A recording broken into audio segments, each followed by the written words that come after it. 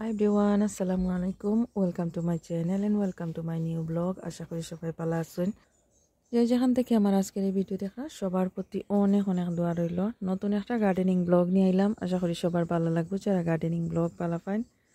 তো আজকের ব্লগে শেয়ার করি আর নাগামরিচের গাছ আমি কিভাবে গার্ডেনের টবের মাঝে রোপণ করব শেয়ার করব। তো এই যে দেখতে পারা এটা খালানাগার গাছ। তো এই বছর আসলে আমার বেশি খালানাগার গাছ নাই বা অন্যান্য ভ্যারাইটি যে মরিচে নাগামরিচের গাছ এগুলো বেশি নাই। এবছর আমি আসলে রোপণ করছি না, ইচ্ছাও আসিল না গার্ডেনিং করার, এই কারণে আর তেমন একটা করছি না।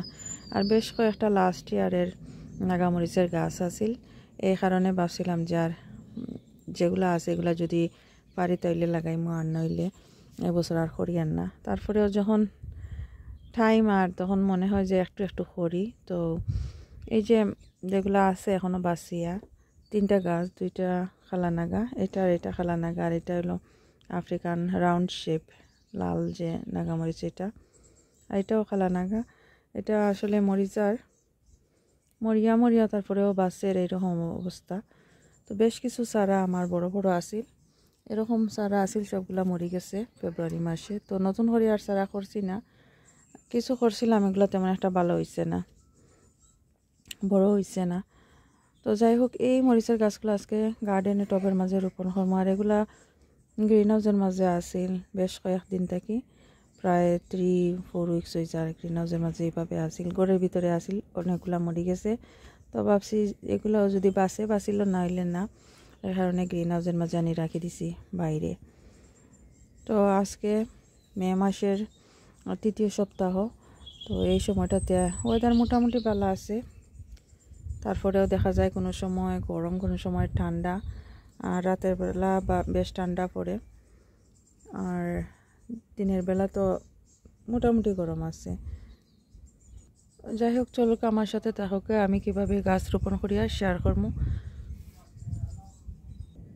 গাছ রোপণ করার আগে আরও দেখাইলে আর একটু যে পুরাতন কিছু গাছ আছে, এই যে কাঁচা মরিচ, এবছর এটা কোনো কিছুই গাছ আমি সেরা করছি না, নতুন করি যা একটা দুইটা আছে।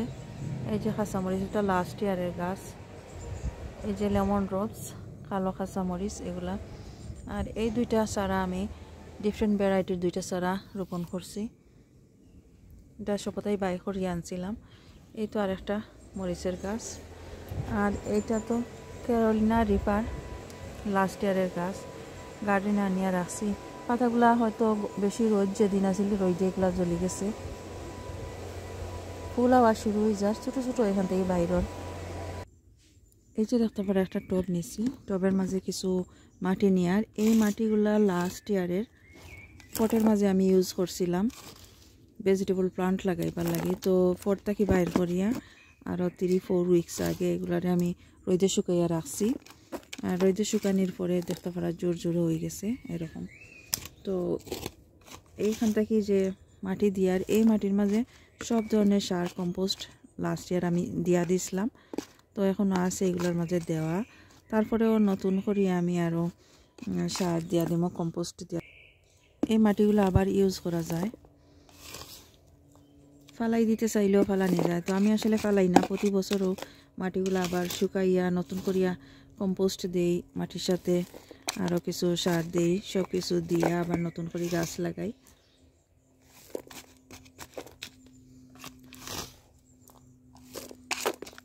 যেহেতু নাগামরিচের গাছ এত বেশি মাটির দরকার নাই, যতটুকু দরকার এতটুকু আমি দিয়ার। এই যে এতটুকু দিলাম, এখন এখানের মাঝে কিছু কম্পোস্ট দিব। আর বেশি মাটি দিয়ার না, পরে দেখা যাইব আবার যে সময় ফুল আইব গাছের মাঝে তখন আবার নতুন করে কম্পোস্ট দেওয়া লাগে। তো এখানে মাঝে স্পেস রাখা লাগে। এই যে একটা ফটের মাঝেও মাটি রেডি করিয়া নিছি, তখন আমি কিছু কম্পোস্ট আড করিয়া, আর এটা আমাজন থেকে আনছি কম্পোস্ট বাই করিয়া, মাল্টিপারপাস কম্পোস্ট দেখতে পারা জোড়া। আর মাটি দেওয়ার কারণ এই কম্পোস্টের সাথে, কারণ শুধু যদি কম্পোস্ট আমি দিয়া রোপণ করি তাহলে দেখা যায় যে ময়েশ্চার থাকে না, খুব দ্রুত ড্রাই হয়ে যায় গাছ যখন একটু বড় হয়। আর মাটি দিলে দেখা যায় যে ময়েশ্চার থাকে আর গাছ ভালো থাকে। আর ধরে কিছু চায়ের পাতা, এই চায়ের পাতা আমরা চা খাওয়ার পরে যেগুলো ফালাই দিই,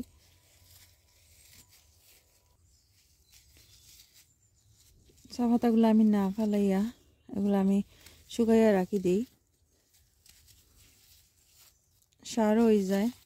আর এই যে প্যাকেটও মাটির মাঝে এইভাবে দিলে সার হয়ে যাব। দিয়া দেওয়ার কিছু বন মিল, এগশেল যদি থাকে তাহলে এগশেলও দেওয়া যায়। কিছু চিকেন ম্যানোর দিয়ার, যেহেতু ছোটো গাছ তো অল্প পরিমাণে দিলাম। মিক্স করে নেওয়ার, গাছ যখন একটু বড় হইব তখন আর অন্যান্য সার দিয়া দিতে পারবো।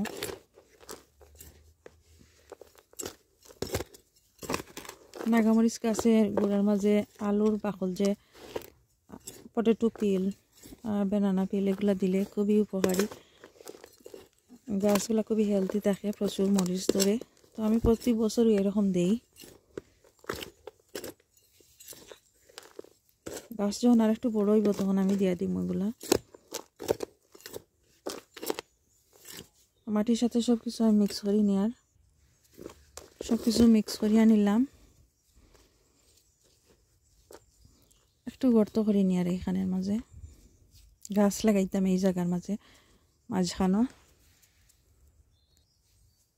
এই খালানাগার গাছ আমি এখানে লাগাইয়ার, চাইলে আরও কিছুদিন ঘরের ভিতরে রাখতাম পারতাম, তো আমি আর চাই আর না, গ্রিন হাউস অথবা ঘরের ভিতরে রাখতাম।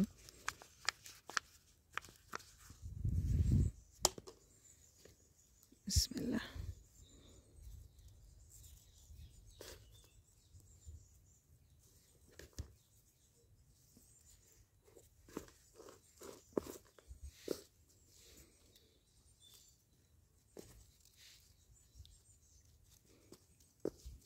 এই যে গাছ দিছি 2 সপ্তাহ পরে দেখা যাইব আরো সুন্দর হয়ে গেছে।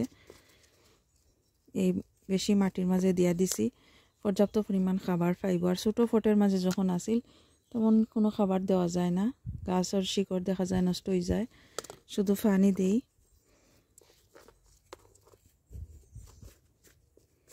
এখন অল্প কিছু পানি দিয়া দিব গাছের গুড়ির মাঝে। আর বাকি যে গাছগুলো রয়েছে, এই যে গাছ, এই গাছগুলো আমি রোপণ করিয়া নিমু। সেম একইভাবে মাটি রেডি করিয়া এই গাছগুলো রোপণ করবো। গাছ রোপণ করা শেষ হয়ে গেছে, 3টা গাছ আমি লাগাইছি। আর একটা একটু মোড়া মোড়া ভাব, এটা এখনো লাগাইছি না, অন্য একটা ফটের মাঝে লাগাইমু। অল্প পানি দিয়া দিলাম। আর এই যে একটু স্টিক দিয়া দিয়ার, কাঠ বিড়ালি আইয়া আমার গাছ সবটা উঠাইয়া ফেলাই দেয়। প্রতিদিন সকালে দেখি গাছগুলা উঠাইয়া ফেলাই দিছে। আরও কিছু গাছ লাগাইছি, বেগুনের গাছ, এগুলা উঠাইয়া ফেলাই দেয়, সিমের গাছ উঠাইয়া ফেলাই দেয়। তো আমি স্টিক দিয়া দিছি যাতে উঠাইতে না পারে। তো যদি ভালো লাগে আমার আজকের এই video like, share and comment করবা। আর যারা অলরেডি সাবস্ক্রাইব করছেন থ্যাংক ইউ সো মাচ। আর নতুন যারা আছেন সাবস্ক্রাইব করে আমার চ্যানেলের পাশে থাকবা। ভালো থাকুক সবাই, এখানেই বিদায় নিচ্ছি। আল্লাহ হাফেজ।